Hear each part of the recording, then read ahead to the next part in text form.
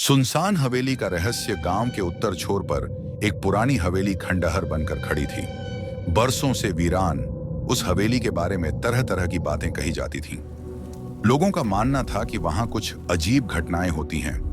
रात को जंजीरों की आवाज, किसी के रोने की सिसकियां और खिड़कियों से झांकती परछाइयां। शहर से आए एक युवा पत्रकार अर्णव को इन बातों में कुछ दिलचस्पी लगी।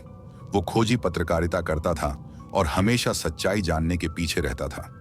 गांव वालों ने उसे मना किया, लेकिन अर्णव ने तय कर लिया कि वह रात को हवेली में जाएगा और उसकी सच्चाई सामने लाएगा। रात के 11 बजे अर्णव कैमरा, टॉर्च और एक नोटबुक लेकर हवेली पहुंचा। दरवाजा चरमराता हुआ खुला। अंदर घुप अंधेरा और गाढ़ी धूल थी। दीवारों पर जाले लटके थे और हर कदम पर फर्श कराहता सा लगता था। जैसे ही वह अंदर बढ़ा, उसे सीढ़ियों से किसी के चलने की आवाज आई।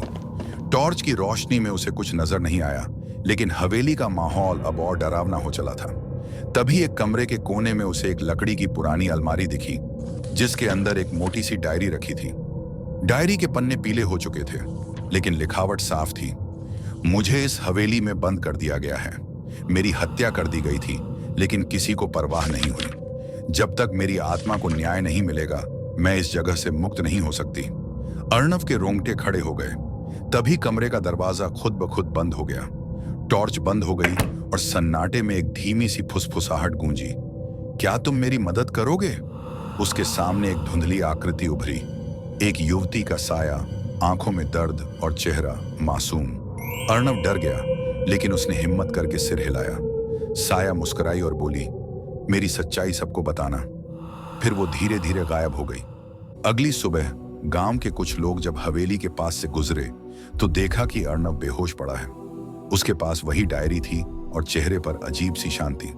उसके बाद अर्णव ने उस डायरी के आधार पर पूरे गांव में उस युवती की कहानी उजागर की। कैसे हवेली के मालिक ने लालच में आकर उसकी हत्या की थी और कैसे वो न्याय के लिए तड़प रही थी। हवेली को मंदिर के पंडित ने शुद्ध करवा दिया और डायरी को मंदिर में सुरक्षित रखवा दिया गया। कहते हैं तब से हवेली शांत है।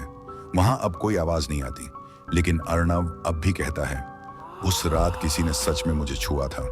अगर आपको हमारी कहानी अच्छी लगी तो हमारी वीडियो को लाइक करें, कमेंट करें और ऐसी ही कहानियों के लिए हमारे चैनल को सब्सक्राइब करना ना भूलें। दोस्तों के साथ शेयर भी करें।